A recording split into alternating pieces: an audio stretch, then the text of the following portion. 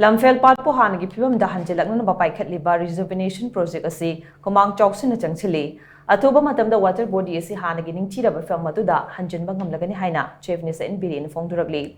social media da thagalakpa post amada Chief Minister BIREN hai Lamphelpat MAHOUSHA film maduda amuk hanjilanaba Khonglei Yangna rejuvenation of Lamphelpat water body to elevate urban flooding and providing sustainable water sources for Imphal city and promoting ecotourism ki thabak thoram sing Khonglei Khumang Chaoshalli changchili project asan Imphal city da ichaw thokpadagi ngak thokpa ngamhanbata natana miyam da ising pibada chawba mating oiragani masida natana mafam asada ecotourism segbatuna lam koiba singi pungning jingsanpham oiragani haina Chief Minister na phongdokhrele Panbayabadi project asi haukiba October 3 Chief Minister na hongnabi matungina haudokhibani NDV gi funding makhada lupa crore chatruk yankai jangna paikaliba project asi chahi mari gi manungda loishnanaba pandam thamli